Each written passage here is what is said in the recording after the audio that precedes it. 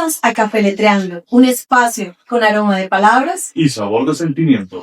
Estamos aquí muy contentos en esta oportunidad de tener al maestro Juan Manuel Roca con nosotros y un honor verdaderamente en su nueva sede del Espantapárrafos. Bienvenido, maestro. Pues muchas gracias por la invitación. Aquí estoy muy disponible para ustedes. El espantapárrafos, o sea, es decir, aquí los párrafos se quedan afuera, solo de eso. No, para nosotros es de verdad un completo honor estar en esta oportunidad en el Espantapárrafos, este nuevo espacio en la carrera 19. En la calle 19. En la calle 19, se nota que no vivo acá. En la calle 19 en Bogotá, en el 9º piso, en el edificio Valdés. Y bueno, maestro, nos trae aquí no solamente su obra, su trayectoria, sino también el próximo lanzamiento que va a ser este sábado 6 de diciembre, ¿verdad? ¿Cómo no? Pablo, tenemos este libro en tercera edición. Esto es un acontecimiento maravilloso para el maestro Juan Manuel. Entonces, pues empecemos ya a hablar con el maestro de este libro, de todo lo que se viene, pero también de todo ese legado literario que nos tiene a todos los colombianos. Bueno, en primera instancia quiero decir que me siento muy complacido de que este libro tenga la tercera edición. País Secreto. Fue escrito hace una buena cantidad de años en una Bogotá y en una Colombia convulsa, como ha sido siempre. Y son poemas que tienen que ver mucho con el ámbito político, social de la época. Las cárceles aquí estaban llenas de presos políticos, había mucho movimiento, digamos, insurreccional y de alguna manera el libro acoge, si no bien historias, sí atmósferas, que me interesan mucho más la atmósfera que la historia, alrededor de episodios de esa violencia que fue muy urbana y que realmente fue muy sobrecogedora y muy llena de miedos, ¿no? Porque hubo mucha persecución a la gente en muchos órdenes y posiblemente en el orden intelectual mucho más. Claro que sí. Maestro Juan Manuel, de esa atmósfera de la primera edición a la atmósfera de esta tercera edición, ¿ha cambiado mucho o el panorama sigue más o menos igual? En algunos aspectos yo podría decir que pedaleamos en este país en una bicicleta estática. Pedaleamos y seguimos en el mismo lugar. Quiero decir que eso permanece, pero de manera muy diferente. Digamos que en ese momento que los grupos insurreccionales tenían un apoyo urbano muy claro, muy evidente, pues estaban las cárceles, como digo, cumplidas de presos políticos y que el ambiente era un ambiente de temor. Yo creo que mayor, mayúsculamente mayor que lo que hay ahora. Pero yo digo que es un país que pedalea en una bicicleta estática en el sentido de que esos temores nunca nos han abandonado y que eso se puede cotejar, digamos, esos años 70 también lentos y 80 con otras formas de la violencia, sobre todo de la violencia institucional. Es un libro que, digamos, de toda la, si miramos por un espejo retrovisor el trayecto de lo que yo he escrito, es tal vez el que tiene una identidad mucho más política, mucho más social, por ese motivo. Claro que sí, y esta edición especialmente tiene un componente que considero de un valor muy íntimo, porque la portada ha sido creada por su hija Andrea Roca. Ah, sí, es cierto. Para mí ese es un hecho maravilloso, pues, porque esa cosa dialógica no siempre se da de manera generacional, ¿no? Y que haya, digamos, como un contubernio, llamémoslo con esa palabra, un poquito abrupta, entre lo que yo he realizado y lo que mi hija en otros ámbitos trabaja, ¿no? Con la cultura, con los ingredientes de orden social. Me parece que es una yunta, un puente que para mí resulta muy grato, no solamente por los efectos afectivos, sino también efectivos, en el sentido de que efectivamente me gusta la carátula como un trabajo muy novedoso y muy bello, y más en el marco de esta colección. No, claro que sí. Y precisamente con Domingo Atrasado, la editorial que genera esta edición, esta tercera edición, hemos visto que tienen un gran auge a lo largo de la poesía, pero este libro creo que tiene mucho más significado en el punto de que tiene todo ese cargo, esa carga política, esa carga social que siempre lo ha caracterizado a usted, maestro. Entonces, digamos, ¿cómo ha sido para usted, maestro, que de la segunda a la tercera edición, de pronto la segunda que fue también hace un tiempito, usted de pronto, porque estuve de pronto leyendo también un poco el prólogo, eh, hubo algunos cambios, habían algunos ajustes que usted consideró en ese momento. De pronto, ¿qué nos podría decir acerca sobre esos ajustes? ¿Cómo los vio nacer en este punto? Realmente son muy tenues las modificaciones. Ok, Para nada, digamos, se cambia o se evoluciona o se distorsiona el contenido del libro de las dos ediciones, de 3 ediciones anteriores. Eh, em, pero sí, digamos que hay, en cuanto a ciertos ritmos, cierta pluralidad de voces que hay en un mismo poema, que uno que otro, muy ocasionalmente, los cambios son mínimos, modifiqué en una palabra, en un giro, pero digamos que son cosas que seguramente la próxima edición, si es que existe, habrá una nueva modificación. Todo de un orden visual, pero no de contenido. perfecto. Maestro Juan Manuel, me llama la atención la carátula, que tiene un elemento muy de la época de los años 70 y sobre el correo aéreo. Y ese tipo de carta, parece secreto, ¿por qué esa visión de carta en esa carátula? Son muchos poemas que son cartas, ¿no?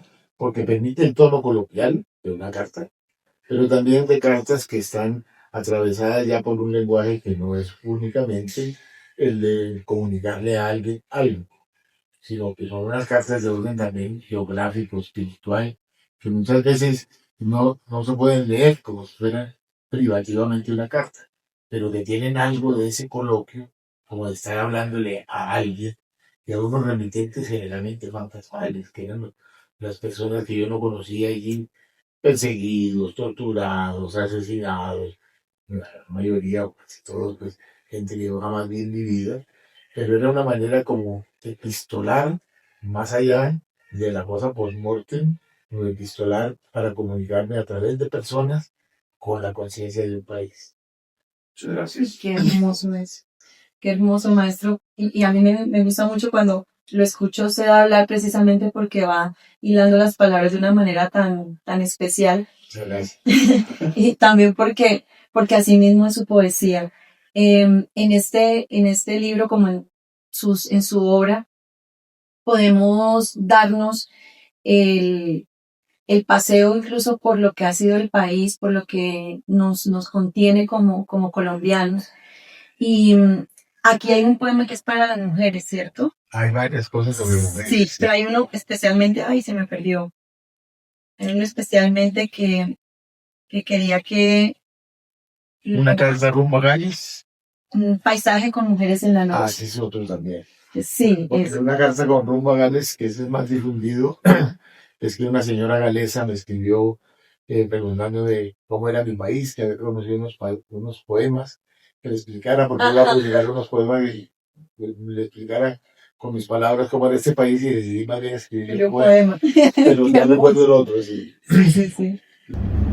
Paisaje con mujeres en la noche. Al anochecer, las mujeres de mi país dicen sus más bellas fabulaciones cuando me saben animal saeteado circundado por el fuego. Si alguien, atrincherado entre las nieblas, pidiera que fusilen mi voz, si alguien me cercara de cuarteados espejos, alguna de ellas tendería su carpa de plateadas arañas, la geografía móvil de sus lagos y boscajes para esconder este cuerpo vulnerado, donde todos los días son vísperas de olvido. En esta malva penumbra de vientos y sueños detenidos, pienso en las mujeres de mi país, ese enjambre de fogatas en invierno. Wow. Es que es fantástico. espectacular. Dan ganas de aplaudir. ¿Sí? No hay nada más agradable que escuchar los textos en la voz de quien Los se ha tomado escribe. el trabajo de organizarlos, producirlos, Claro. elaborarlos. Claro que sí, maestro. No, es muy grato, sobre todo porque el maestro siempre ha tenido una especial sensibilidad por la mujer, le dedica mucho tiempo, tanto de su poesía como de su activismo a la mujer, y eso se nota, y quería pues por eso que empezáramos con ese Qué poema. bueno, me alegra mucho. Bueno, usted vivió la época de los 60 y de los 70, en flor de juventud. ¿Qué tanto hay de esa época de juventud? Fuera de lo ya explicado en País Secreto. Bueno, pues no. Ah, no. No. No ha pasado. Ahí lo tiene, maestro. Tranquilo, seco. Aquí en este libro hay una presencia porque son diferentes matices y diferentes libros los que me llevan a mí a escribir uno con ese tema central del país. Y hay una cosa como una relación íntima con personajes de la época, con mujeres y hombres que estaban en un pleito con la realidad inmediata, como siempre en nuestro país ha sido de zozobra. Entonces lo que aparece en este país es eso, como algo que yo quiero mostrar, que muchas veces transcurrido el tiempo se soslaya y se piensa en unas fechas en frío sin recordar exactamente a qué correspondían esas épocas de violencia, de transgresión y de mucha liberación de parte de 2-3 generaciones. Es muy importante lo que manifiesta, maestro. Dicen que ese dicho que se le atribuye a tanta gente que el que olvida su historia está condenado a repetirla. Es casi como una respuesta a todo ese encuentro con un país que es de fácil olvido, es de dejar un poco atrás y decir no, echamos para adelante, pero tenemos que también ver ese dolor y esa sangre que ha sido derramada en nuestro territorio. Y la poesía le hace, su poesía sobre todo, su poesía, maestro, le hace justicia a esas memorias, a esas personas. Y ya encontré una carta rumbo a Gales, pero si quisiera de pronto, para terminar esto que estaba preguntando Pablo, leer un poema que tenga relación con ese, ¿cuál sería? ¿Con cuál? Con ese tema de, o que usted diga de pronto a ese, bueno, aquí está País Secreto. Bueno, Precisamente. todos tienen que ver con eso porque es un leitmotiv. Sí. El que más tiene que ver, por supuesto, que País Secreto, pero no más. También, Ajá, pero ¿cuál sería el otro? pues una carta rumbo a Gales. Listo, Está perfecto. muy traducido a muchas lenguas y todo, porque tal Perfecto. vez le da a la gente Una idea. de lo que es ese país. Pero voy a leer que es País Secreto. Y después ¿verdad? leemos una carta rumbo a Gales. Mucho gusto. País Secreto. Lo convoco, en la soledad que despliega azules alas, lo convoco. País secreto donde no cruza el tren del desconsuelo, ni se almacena la muerte en astilleros, donde no se otorgan plenos poderes a los muertos, ni se escucha la falsa canción del satisfecho. Lo convoco, país secreto, país del nuevo viento, un contrabando de sueños cruza todas las noches sus fronteras. Bellísimo. Y muy cierto. Sí. Bueno, entonces una carta rumbo a Gales. Y también bonita la historia detrás. Ah, sí. Muy bien. Me pregunta usted, ¿qué veo en estos días a este lado del mar? Me habitan las calles de este país para usted desconocido. Estas calles donde pasear es hacer un largo viaje por la llaga, donde ya limpia luz es llenarse los ojos de vendas y murmullos. Me pregunta, ¿qué siento en estos días a este lado del mar? Un alfileteo en el cuerpo, la luz de un frenocomio que llega serena a entibiar las más profundas heridas nacidas de un poblado de días incoloros. Y el sol, viejo drogo que alamide esas heridas. Porque sabe usted, dulce señora, es este país una confusión de calles y de vidas. La entera usted, aquí hay palmeras cantoras, pero también hay hombres torturados. Aquí hay cielos absolutamente desnudos y mujeres encorvadas al pedal de la Singer que hubieran podido llegar en su loco pedaleo hasta Java y Burdeos, hasta el Nepal y su pueblito de Gales, donde supongo que bebía sombra su querido Dylan Thomas. Las mujeres de este país son capaces de coserle un botón al viento, de vestirlo de organista. Aquí crecen la rabia y las orquídeas por parejo. ¿No sospecha usted lo que es un país como un viejo animal conservado en los más variados alcoholes? ¿No sospecha usted lo que es vivir entre lunas de hielo, muertos y despojos? Es que es demasiado bello y demasiado brillante también. Dale, Pablito. Sencillamente fantástico. Y ahí me encuentro que hay dos pedazos. La vieja nueva ola, la rebeldía de la vieja nueva ola y los primeros años de los 70 de la poesía social, de las canciones sociales, de lo que se llamó canción de protesta, que hoy llamamos canción social. ¿Qué de tanto tuvo que ver esos momentos con esa producción de País Secreto? Bueno, era un ámbito que se movía en la transgresión y en el deseo de que nuestra precaria, dolorosa y sangrienta realidad se viera, digamos, transgredida a través de las artes. Más que la música, aunque también un poco. Recuerdo la extraordinaria pintura, las artes plásticas, lo que aportaron en ese forcejeo con la realidad violenta, ¿no? Uno piensa en los cuadros de Obregón sobre la violencia, etc. Y se da cuenta que esas atmósferas líricas y terribles dentro de nuestra historia tuvieron un rango estético muy alto. Por supuesto que también en la música, no sé qué tanto en la música llamada de protesta, que hay momentos muy altos, pero lo mío tendía mucho más a una ambientación atmosférica a partir de las artes plásticas. Pero por supuesto que en el continente, ya no hablar privativamente de Colombia, se estaba gestando una música extraordinaria, ¿no? El rock, algunas cosas, pues, poetas, músicos como Bob Dylan, daban un tono, digamos, a la protesta, que no era únicamente la protesta de orden pamfletario, sino de un orden estético muy fuerte, muy transgresor y muy disruptivo. Yo creo que en el libro hay muchos remanentes de eso, sin necesidad de precisarlos como una música exclusiva o privativamente colombiana.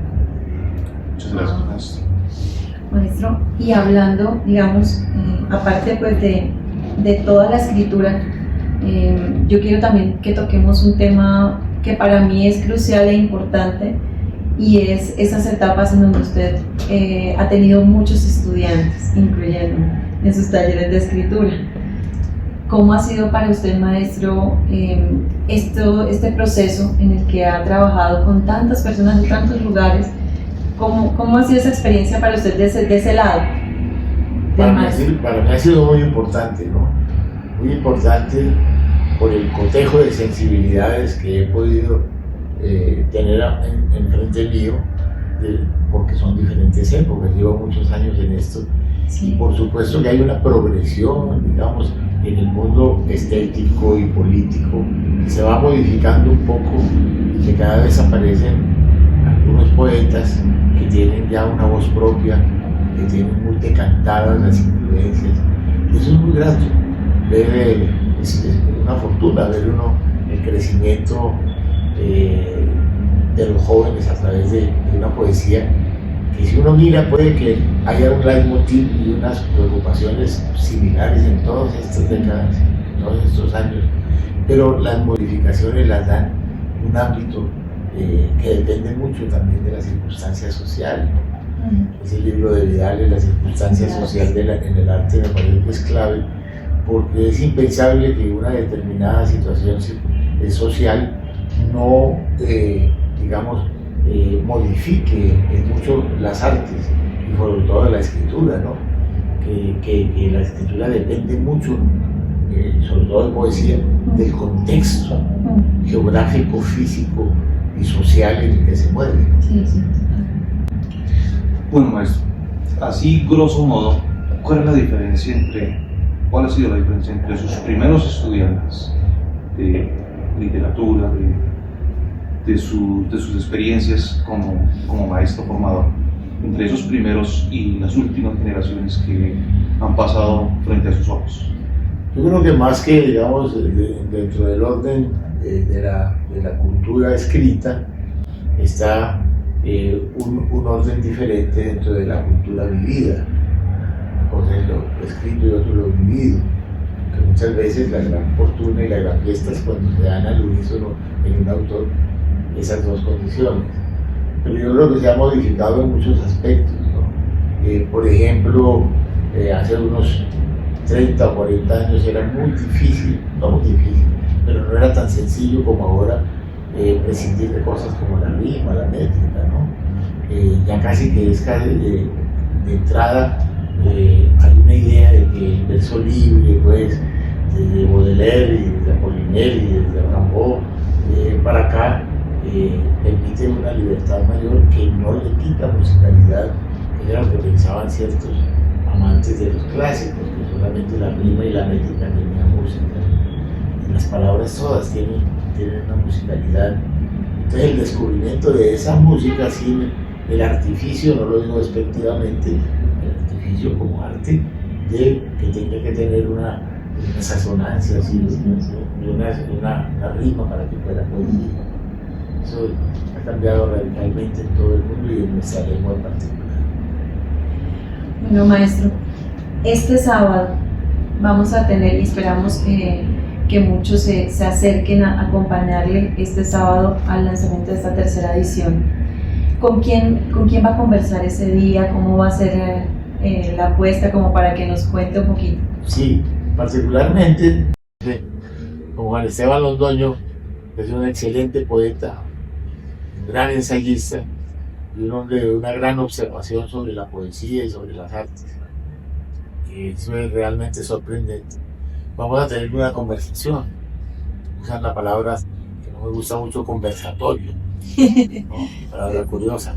Una conversación, él va a leer un texto ensayístico que de antemano lo sé lúcido porque conozco su trabajo, y vamos a hablar un poco, pero sobre todo a partir de su texto yo voy a leer algunos poemas, también con un carácter, perdón porque suene un poco pedante, antológicos con relación a lo que yo he hecho, no quiere decir que sean poemas de antología, Sí. pero entonces voy a hacer una muestra de ciclos diferentes de mi poesía, de ciclos y libros diferentes. Wow, o sea que esto es imperdible. Es imperdible. Pues ojalá venga. Claro que sí, aquí vamos a estar. De hecho, le tengo la buena noticia de que Pilar Lozano va a venir. Ah, bueno, Sí. qué bueno. Sí, ya hablé con ella, ¿no? Qué lindo. Que venía, claro que sí. ¿Cómo me alegra? A propósito de Juan Esteban Londoño, le quería preguntar, maestro, así como le ha tocado alguna vez, ¿usted alguna vez, por casualidad, por curiosidad, por aquellas cosas de la vida, ha tenido algunos pequeños desvaríos con otras artes que no sean las literarias? A ver, ¿cómo es lo de los desvaríos? Que sí, me ha tocado por ahí algún otro arte como por curiosidad. No, Por la me música. gusta, no, eso no es una cosa negativa. Me gusta lo de desvarío, sí. He tenido un desvarío que es el de la pintura no, del dibujo, de lo gráfico. Me ha gustado mucho hacer imágenes, ya que mi poesía pertenece al reino de la imagen, de la imago, decían los antiguos. Pues también me gusta mucho ejercitar cosas que no tomo muy como radicalmente, como si lo hago con la poesía, pero que me acompañen y me gratifica mucho, porque a veces me doy cuenta que tengo más amigos pintores o dedicados a las artes plásticas en general que poetas mismos, ¿no? Trabajé mucho tiempo en una galería de arte y vengo de esas cabeceras, digamos, del reconocimiento a lo plástico, y me parece fundamental. Por supuesto, a lo musical también, ¿no? Pero la poesía, bueno, de por sí es música. Entonces, como también me interesa lo visual en la poesía, la imagen poética, sí tengo una gran y esta esa relación con esos diseñadores. Y eso me lleva a otro punto. ¿Alguna vez no le ha dado usted por ilustrar, de pronto con uno o con varios dibujos, sus propios libros? De hecho, así como al desgaire, 2 o 3 cosas pensando en algunas atmósferas, no tanto en los textos, sino en algunas atmósferas de lo que yo he escrito, ¿no? Por ejemplo, con Luna de Cielo, ciertas nocturnidades dibujadas que hice en una época, ya lo recuento menos. Qué interesante, porque si no lo preguntamos, creo que este pequeño clip no lo tendríamos, y es que precisamente así son las clases del maestro. Así como lo está contando, así son. No, maestro, una acotación adicional ya para cerrar. Espantapárrafos. ¿Por qué el nombre? Cuéntanos de aquel duende que ahorita vamos a tomarle también un videíto. Cuéntanos un poquito acerca de Espantapárrafos. Hay una pregunta que me gusta mucho. Yo sé, no sé, por eso la dejé para casi el final. Porque yo creo que un poeta es sobre todo alguien que espanta párrafos. El narrador, así sea muy elusivo en el lenguaje o muy conciso, se puede permitir parrafadas y parrafadas, y no lo estoy diciendo con desdén, que lo tienen Eliot y tantos grandes, y que lo tienen Joyce, y tantos otros narradores.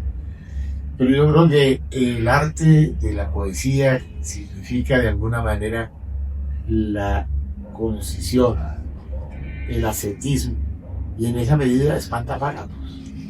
Todo lo que en otros pueden ser parrafadas, hay poetas parrafistas tremendos, grandes, como José Lezama Lima y tantos otros poetas del reino del imago, pero a mí me gusta mucho el comparar a alguien que está espantando párrafos con alguien que está escribiendo. A veces yo escribo unas ideas que son 3 páginas, y esas ideas son un texto, me doy cuenta que no hay sino una idea que me vale la pena porque es la imaginera y poética, y espanto todo lo demás. Es una condición de espantar párrafos. Ahora entiendo por qué afuera debería decir párrafos, abstenerse de entrar. Me parece un buen eslogan. Maestro, entonces bueno, la librería tiene un nuevo lugar. Cuéntenos un poquito cuándo fue la inauguración, dónde la pueden encontrar, cómo son esos canales de comunicación. La librería no ha cumplido siquiera un mes de inaugurada. Tenemos una semana larguita de inaugurada la librería. Ha concitado interés de muchos amigos, por supuesto, que son los primeros cómplices en estas situaciones, poetas y escritores, y sobre todo también de algunos lectores. Y ha sido muy grato ver la receptividad que ha habido hacia la librería, y el pensar que aquí, como se van a hacer actos culturales, que no es solamente pues, el hecho de la distribución y venta de libros, sino muchos de orden, digamos, musical, teatral, etcétera, que se vuelva un escenario para las artes desde un epicentro que yo lo considero fundamental para todas ellas, que es la poesía. No, muchísimas gracias.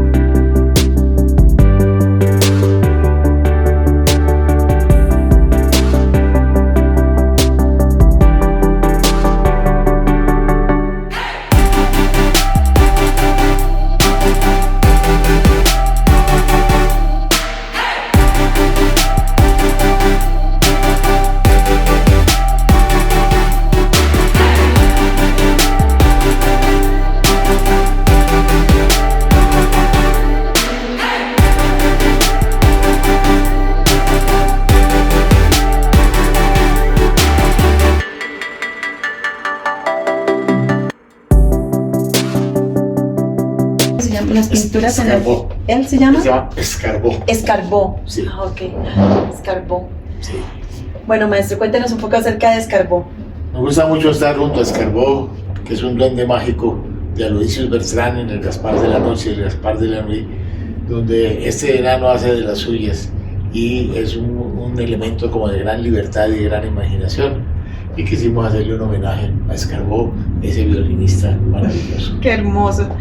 Bueno, maestro, y ahora hablemos un poquito de las lámparas con rostro. Las lámparas con rostro. Estas lámparas, hemos acá instalado los libros pues, bibliotecas, llamémoslo así. Sí. Mi hija Andrea Roca con David Marolanda decidieron que esto no fuera tan frío, esas lámparas, sino que estuvieran acompañadas de algo importante para mí en particular, pero para cualquier otro joven lector. Entonces decidimos poner esto que es Ida Vitale, la gran poeta uruguaya que acaba de cumplir 102 años en una actividad extraordinaria, una de las grandes poetas de nuestra lengua. Por supuesto, Rimbaud, que es el No puede poeta que faltar, no claro. puede faltar, ¿no? Sí.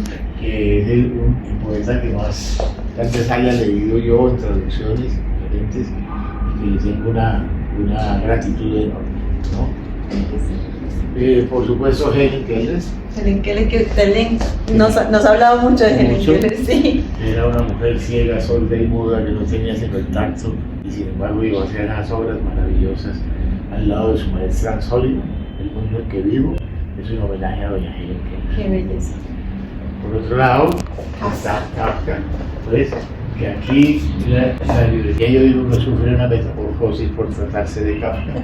Y es que ese hombre tan serio, con ese ademán, con ese aspecto encorbatado Formal. de oficinista, es el gran revolucionario de nuestra de las letras en el mundo. Sí, sí, total. Bueno, no sé si Pablo tiene alguna otra pregunta. No, ya en mi caso he quedado bastante ilustrado de qué es País Secreto, de cómo va a ser esa fantástico lanzamiento el próximo sábado en compañía de su gran amigo Juan Esteban Antón. Yo les agradezco mucho. No, a usted, maestro, mil gracias por abrirnos el espacio. Sí, para nosotros es un verdadero honor. Cafeletreando en este espacio, pues tener al maestro Juan Manuel Roca, creo que era uno de los sueños de lo que habíamos hablado hace mucho tiempo y por fin hoy es realidad. No, muchas gracias. Esa era una de las notas pendientes. Sí. Bueno, muchísimas gracias a todos los que nos acompañaron hasta este momento de la entrevista con el maestro Juan Manuel Roca y los invitamos para que este sábado acompañen al maestro en la librería Espantapárrafos en la calle 19 con Quinta, en el edificio Valdés. Exactamente, en este punto y hora nos estarán esperando para disfrutar de lecturas amenas, de conversación deliciosa y muy agradable, por supuesto, en el Espantapárrafos. Gracias, maestro. No, muchas gracias, Maestro maestro. Juan Manuel, muchas gracias. Muy amables. Bueno, listo, ¿le gustó? Oh. Claro. Ay, ay, ay.